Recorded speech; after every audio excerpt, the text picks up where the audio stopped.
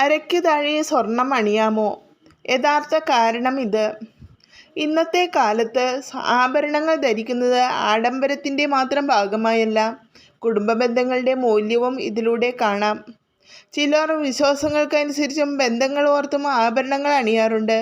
പക്ഷേ ചിലത് പരിഗണിക്കണം. ലോഹങ്ങളിൽ ഏറ്റവും പരിശുദ്ധമായ സ്വർണത്തെ ഹൈന്ദവർ ലക്ഷ്മി ദേവിയായാണ് കരുതിപ്പോരുന്നത്. സ്വർണം, വെള്ളി എന്നീ ലോഹങ്ങൾക്ക് പോസിറ്റീവ് എനർജി ശരീരത്തിലേക്ക് ആവാഹിക്കാനുള്ള കഴിവുണ്ട്. പൊതുവെ സ്വർണം ധരിക്കുന്നതിലൂടെ വ്യാഴപ്രീതിയും വെള്ളി ധരിക്കുന്നതിലൂടെ ശുക്രപ്രീതിയും ലഭിക്കുമെന്നാണ് വിശ്വാസം. അരയ്ക്ക് താഴെ സ്വർണം ധരിക്കുന്നത് ലക്ഷ്മി ദേവിയോടുള്ള അനാദരവായാണ് ഹിന്ദുമതത്തിൽ കണക്കാക്കുന്നത്. ശിരസ്, നെറ്റി, മൂക്ക്, ചെവി, കഴുത്ത്, തോളുകൾ, നെഞ്ച്, കൈകൾ, കൈവിരൽ അടക്കം 14 സ്ഥാനങ്ങളിൽ സ്വർണം ധരിക്കാം. വിവാഹിതർക്ക് ഉത്തമ ദാമ്പത്യത്തിനായി കഴുത്തിലും സൽസന്താനത്തിനായി മോതിരവിരലിലും സ്വർണം ധരിക്കാമെന്നും വിശ്വാസമുണ്ട്.